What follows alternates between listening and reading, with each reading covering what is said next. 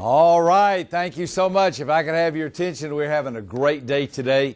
Our next speaker is someone that I believe you're really going to enjoy.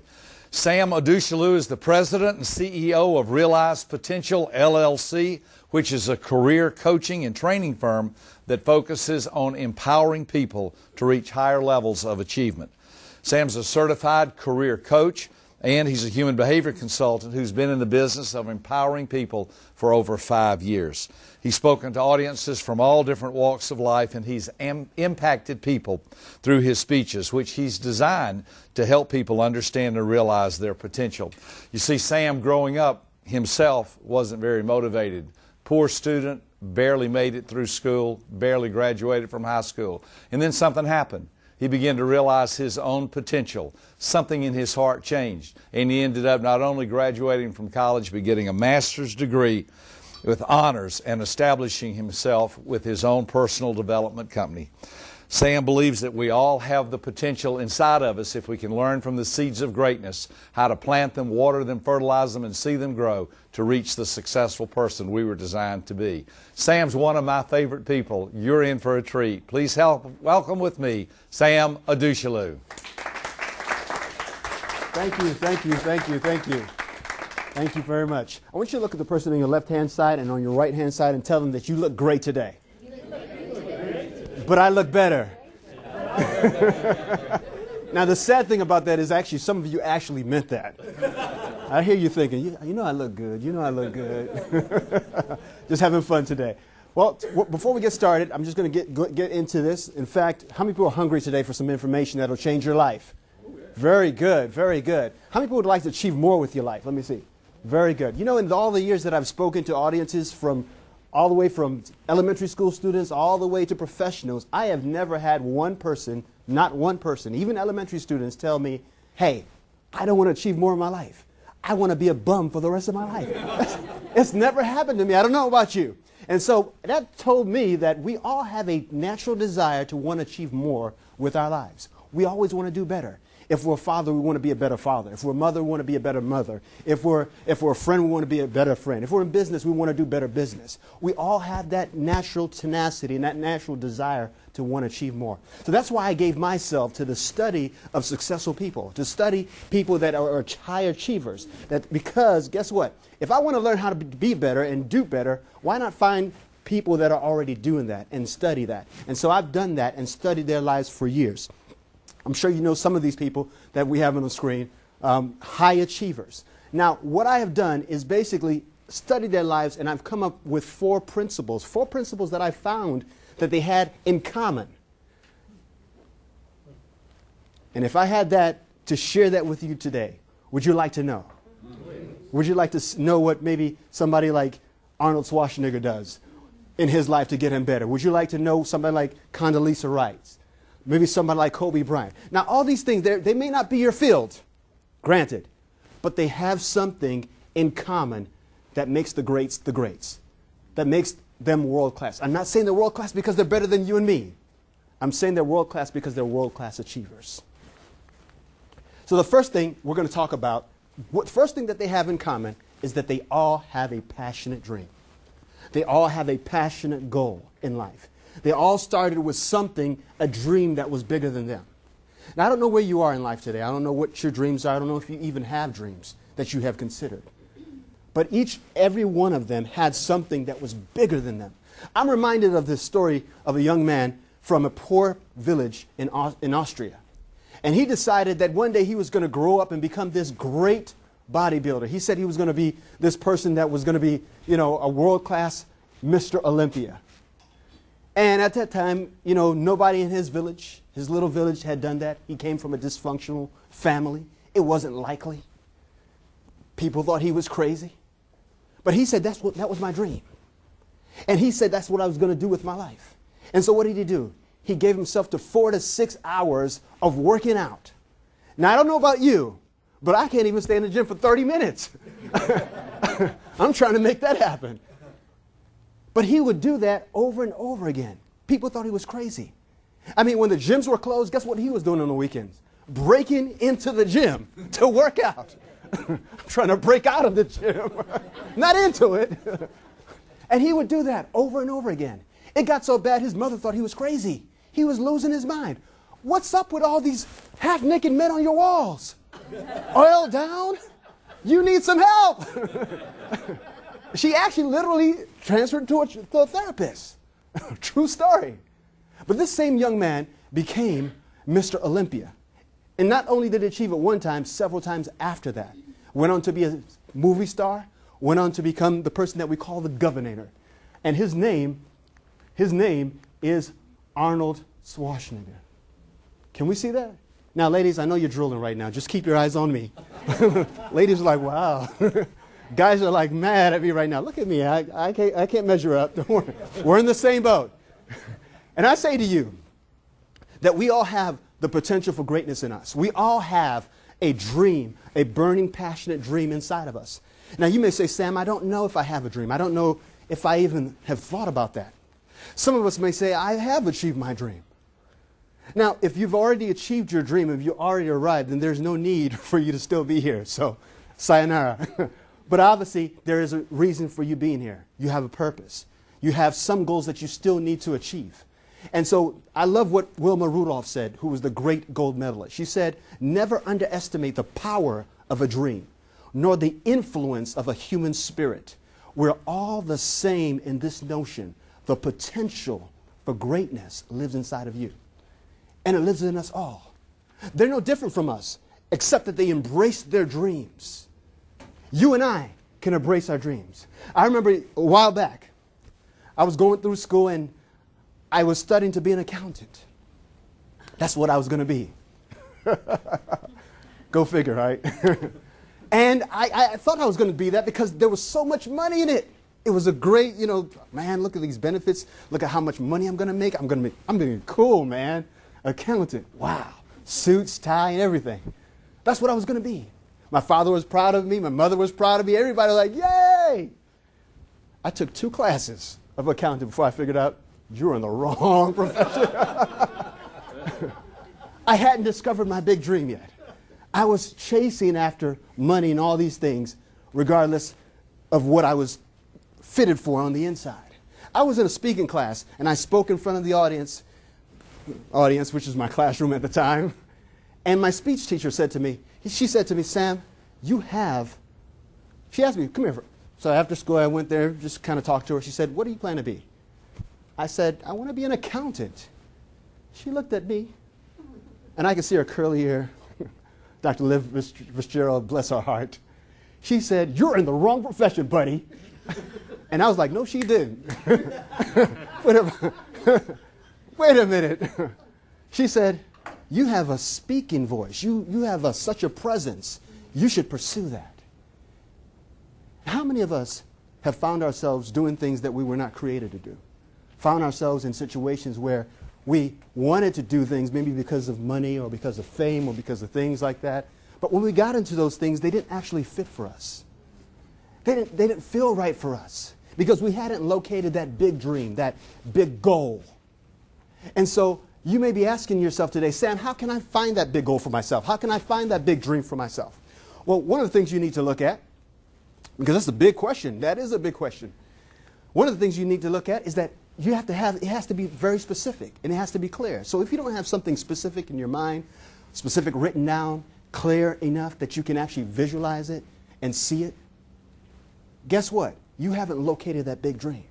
It was at that point that I started to imagine myself being a big motivator, a speaker. It's at that point I started to dream these big dreams. Until then, I was just a normal person, going to my schooling, trying to get a 9-to-5, get married, get some kids, retire at 65. If I'm good, maybe 68, 70, and die. And sometimes that's the script for most of us. But I'm introducing you today to maybe something different. Maybe let's take a leap. Take a journey, if you will. Take an adventure. Get a bigger picture than where you are right now. See something bigger. And so How do I know that? It has to be clear. It has to be something I envision. Before I got here, I saw this. Before I got here, I saw myself speaking to people. And every single person that I had studied, they saw themselves there before they actually got there. So the second thing, what should I do? It has to be something you love. What do you love? What would you do if you knew you couldn't fail? What is that thing that drives your motor? What is that thing that you enjoy doing that it just lights your fire? I mean, time just stands still when you're doing it. You know what it is. It's deep in your heart. Some of us know. Some of us can just say, that's me. I know what it is. I know it is. Some of us like, I'm not sure. What if that's you? If you're still unsure, if you're still saying, I'm still trying to find out a little bit, don't worry about it. In our breakout sessions, we'll talk a little bit more about that. And we'll go in deeper into how to find that for yourself, how to locate that for yourself. Okay? The next thing is this. It will usually agree with your personality. It'll usually agree with your natural values. It'll usually agree with your natural talents. Now, again, when we talk about your personal identity or your personality, I mean basically the model of human behavior. And we'll talk a little bit about that because some of you it's kind of like French right now. It's like, what is he talking about? But guess what? We all are wired for something. We're all wired for different things. Have you ever met somebody, they wear this clothes, this type of shirt or this type of outfit, and you're looking at them, why would they even wear that? Ladies, you know what I'm talking about. Why did she put that on? Or why did he put that on? Ladies do this a lot. Come on, ladies. Yes or no? Yeah, there you go. You know, guys, the same thing. Why would he drive that car? Why would he wear those shoes? Why? Because we all have different likes, different personalities. And so tonight we're going to be talking a little bit more about that. Next thing is basically your dream should be bigger than you. Now, if you're dreaming a dream that's saying, oh, man, I can do that in my sleep, that's not a dream.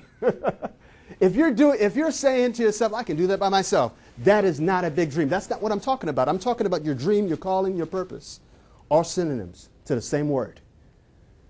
Your dream, when we talk about it, it's something that's bigger than you. It's something that's talking about how can I affect more people? How can I, in a sense, change the world without being cliche-ish? How can I make my mark in the sands of time? When you're gone, what will people remember you for? See, one thing happens for all of us. There's going to be a date. Time you were born, time your death. The only thing that really matters is what goes on between those times. What is your signature? And only you can sign that signature. Only you have that signature. Only you have that specific signature. I can't do what you do, and you can't do what I do. You can try, and I can try. But only you can be you. Next thing that these world-class achievers have is that they have a positively programmed mind. What do I mean by that? What do I mean by that? Sam, what do you mean by positively programming my mind? Well, I remember when I was starting off business, I got a computer and I wanted to, do all these great things with my computer. How many people ever started your business? Very good. How many people are in business? Let me see your hands. Very good. So you guys, being successful, you feel this urge, you want to buy everything in the market. I need this.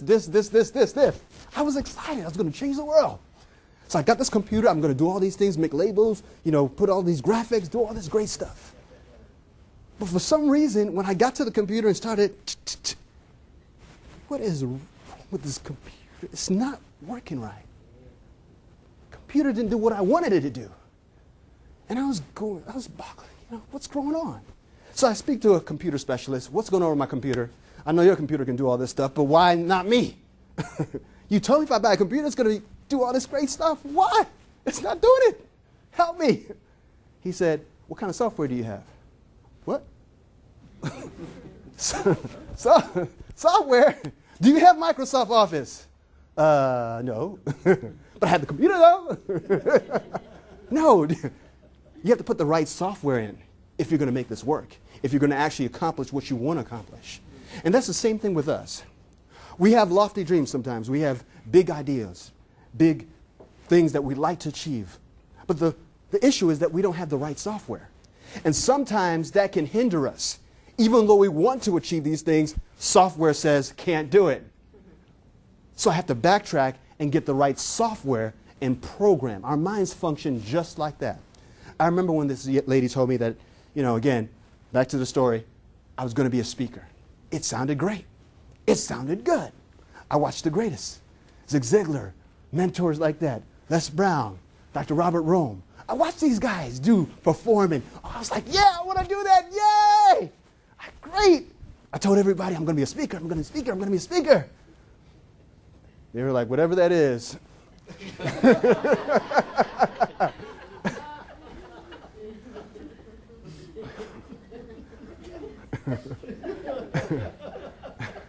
I had a yes, I can attitude, but a no, I can't aptitude. On the inside, how many people have ever had something? Had something that you really wanted to do, and you knew you wanted to do it, but you talked yourself out of it? How many have ever had that? Let me see your hands real quickly. Yeah, we do that. And I talked myself out of it. I said, yeah, speaker, who's going to listen to me? What do I have to say? What value do I bring to the table? What have I done? Great, I want to be an accountant, now I'm a speaker. Is that all? What am I going to speak about? So for 12 years, the Samuel Dushelu you see now was hidden. The 12 years, the Samuel Dushelu was invisible, in the dark, imprisoned by his own mind, imprisoned by his own software. And so I say to you, what is that great thing that you want to do and that you haven't done it yet? We may need to look at it and maybe start to put some more software in our minds. And what I mean by software is information, motivational information that will benefit you, your own input into your mind, even self-talk. I talk to people all the time and I'll say, talk to yourself. And usually when people hear that, man, what do you mean talk to yourself? We do it all the time. Well, somebody will say, well, talk to yourself as long as you don't answer yourself back. Well, no, I talk to myself and answer myself back. Why'd you do that? I don't know. Why? I thought I was doing the right thing at the time, but you're crazy. No, you're sound. Work with me. I'm still with you guys. You're like, is the speaker losing it here? But we talk to ourselves. And so the essence is when we talk to ourselves, we're putting input in our minds. When we listen to other people, put positive information, we're doing that all the time. Now, if you don't do that on purpose, guess what? If you don't program your own mind, life will program you. Look at the news media. Negative, negative, negative, negative, negative. You have to on purpose program your mind. Ben Carson, I'm sure many of you have heard of him. If you haven't heard of him, he's one of the top neurosurgeons in the country, in the world, as a matter of fact. How did he start? He started off not passing in school. He was failing. His mother made him go to the library, read 2 books. 2 books every week. You had to read 2 books. That was the assignment. She had 3rd grade education. She couldn't even read the reports when they were done. Well, she was a good actor, but she couldn't read them, but at least he was doing it. He was putting positive input in his mind. One of those times when he was coming up, he got in an argument with a friend. They got in a big argument. And he was so angry, had a temper at the time. He took out his knife and he stabbed for him. He went, As he did that, everybody froze because they thought he had killed this guy. It was over. As Providence would have it, he was wearing a belt buckle. And that knife hit that belt buckle that day. And it dropped. And he was so scared and so taken back, he ran home. He ran home. And he said, by his own account, he got in the book of Proverbs. And he said he spent about 3 hours that day just reading and just going through it. And he said when he came out, he had a new worldview. What had changed for him? Nothing. Same clothes, same house, same location, same person. only thing that changed was what he put on the inside of him. He turned from being a killer to becoming a healer from the information that he put in his mind. And that's the power of putting positive information in your mind. How do I do that, Sam? You do that by, on purpose. These are some suggestions. You can read 10 to 15 pages of something positive daily. I've made it my habit to read. I have a book with me at all times. If I'm at the barbershop waiting on a book, I'm reading. If I'm in my car, not driving, but if I'm in my car, something like he does. Hopefully nobody's cops in here. But I make it my point of duty to read every day. The second thing is that you want to listen to constructive information. CDs. You're driving anyway. You might as well put a tape in or put a CD in or listen to something positive to build yourself up. Because guess what? You become what you think about. That's the law. I love what the King James Bible says, and it talks about the fact in Proverbs. It says, "As a man thinketh in his heart, so is he." So basically, you are what you think. So if you want to achieve higher, you have to think higher. And the only way you're going to do that is by putting positive information in your mind. So those two things. I love Henry Ford, his quote, "Whether you think you can or you think you can't, you're right." That's right. You're right. So you can't be wrong with that. You think you can do it? You're right. You think you can't do it? Hey, you're right also. But guess what? Wouldn't it make sense if I wanted to be right that I could do something, I could achieve more? Wouldn't that make more sense? How many agree with that? Yeah. Next thing that they have is what we call constructive relationships. So not only do they have a passionate dream or goals, not only do they have positive information or they positive programmed minds, but they also have what we call constructive relationships. Constructive relationships. Now, what is a constructive relationship? A constructive relationship is when you have a relationship with a person that, how many people have these friends? Let's try this. How many people have these friends that you get with them and they just motivate you? They just pump you up. They just make you go. They're excited. All right? They just build you up. That's what we mean by having these kind of relationships. Now, I'm not talking about the people that are saying, "Oh, yeah, you can jump off the cliff. Yeah, jump, jump, jump." And you jump. No, that's not what we're talking about. We're talking about people that actually help you do better, achieve more. You know, I'm reminded of a friend of mine, Dr. Roman. We were talking, and I know I was talking to him about starting my business, you know, doing things like that. And he said to me, he said, "You know, you can do that.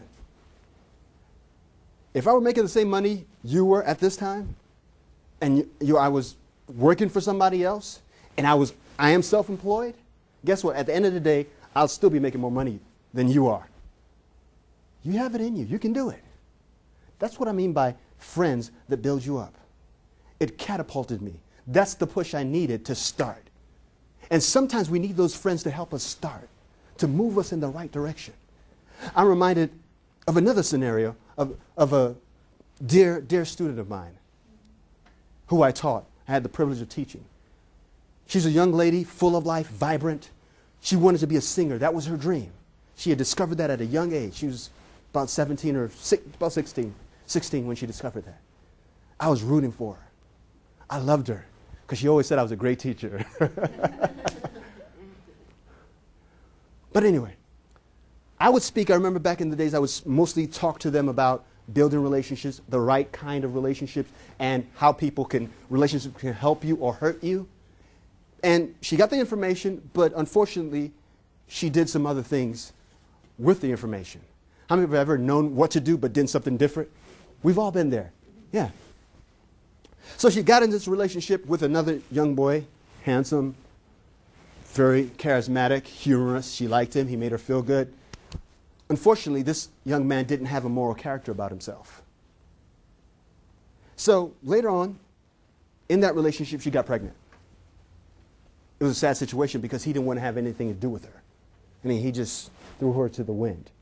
She was really hurt and upset, and she said she was going to make him take responsibility. That's the kind of person she was. He's going to take responsibility for this baby. She was going to go after him and make this happen. One day, she said she invited him over. Her parents were going to a funeral of a friend, and she decided that she was going to do it today. So they asked her, do you want to go with us to this funeral, just accompany? And she said, no, I just want to stay home. Mom, I'm okay. She decided she was going to stay home. That day, her boyfriend or ex-boyfriend came over. They had this talk. He didn't agree with it. They got in an argument. They got in a fight. Parents come home. They get to the driveway. Everything is normal. Mom walks up the steps.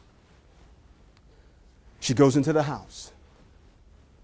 Unbeknownst to her, something had happened.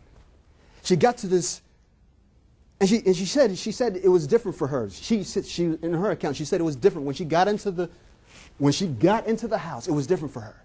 She knew maybe on a subconscious level that something had happened. She looked down and she saw her daughter on the floor in a pool of blood with a fork sticking out of her neck. I know that's graphic, but that's what she saw. And she was so heartbroken. She yelled out, she screamed. Father had never heard that kind of scream before from his wife. He runs up the steps, goes into the house, and here it is, his daughter, who had dreams, visions, and aspirations, is there lying in her cold blood, dead.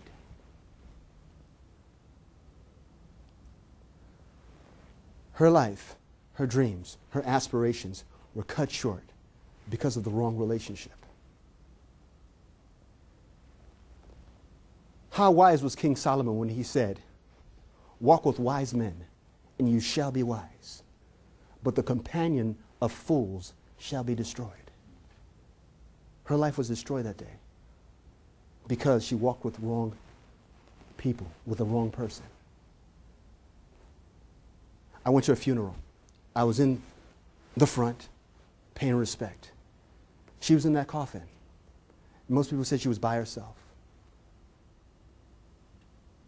But in that coffin was not just Vicky. In that coffin was Vicky's dreams, was Vicky's aspirations, was Vicky's desires. They died with her that day because of the wrong relationship. How many of your dreams, how many of your visions, how many of your goals have you allowed the wrong relationship to destroy, to kill, to stop? What will the world lose out on? What will the world suffer from because your dream is stifled by somebody that may make you laugh, by somebody that may make you cry, by somebody that you just get along with because you're just trying to get along with? Is it worth it to lose your dreams, to lose your aspirations, to lose all the things that you have been created to do because of the wrong relationship? The next thing that these guys have is that they have what we call the ability to pay the price. And we all have that ability to pay the price. When I speak of paying the price, I mean doing what it takes to make it happen. Doing what it takes to make the sale, to build a better relationship, to empower people, to get the results you're looking for. Because it's going to take this 4-letter word, people. And you're all going to forgive me, please. I know we're in a professional gathering, but I'm going to have to use this cuss word. I'm sorry. I'm sure my host won't mind this, but just bear with me. You're going to have to do that work. W-O-R-K. That's the 4-letter word that we don't like. We don't like that word. You may have the dreams. You may have a positively programmed mind. You may have constructive relationships. But the next step is, hey, I have to pay the price. Do the work. I'm reminded of a man named Chris Gardner. And I'm not sure if you know who Chris Gardner is. He's the man that the movie In Pursuit of Happiness is made after. Okay, if you haven't seen that movie, that'd be a good movie to see. And Will Smith plays his part about his story of being a person that actually went from homelessness to owning his own multi-million-dollar company. But it started with a dream, He had to program his mind, listen to positive information. He had to build constructive relationships. But most of all, he had to pay the price. And his price, it so happened that his price was, hey, I had to pursue this dream. For a year, he was knocking on doors to get hired as a stockbroker. They said, no, no, no, no. He kept going for a year. Now, I don't know about you, but after a month, I'm done. Usually.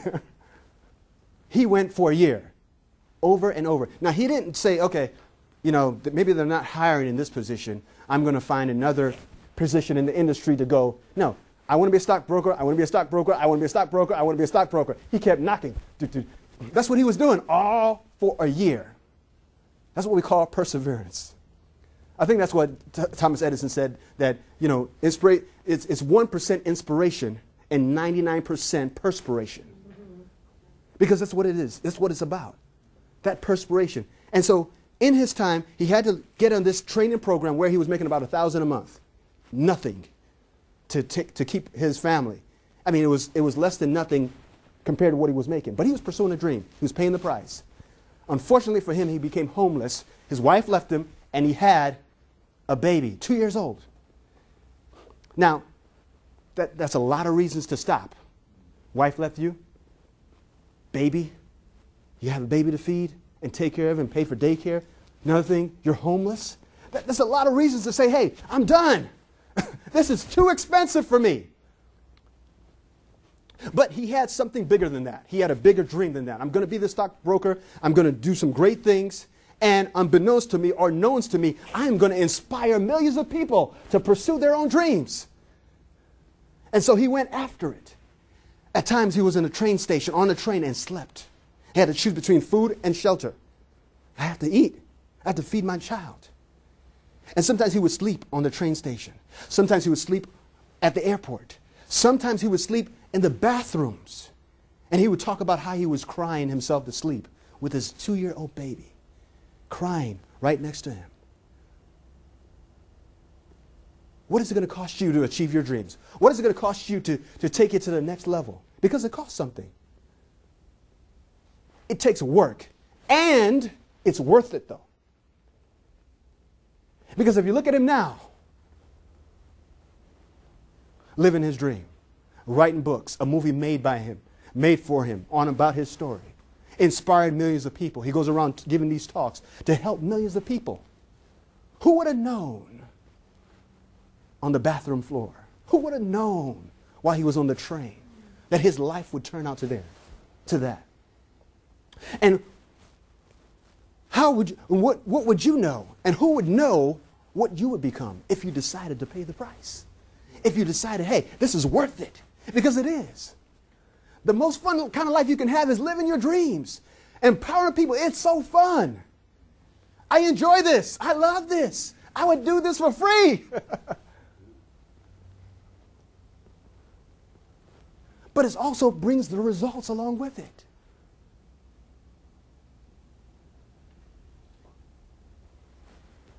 It brings the results with it.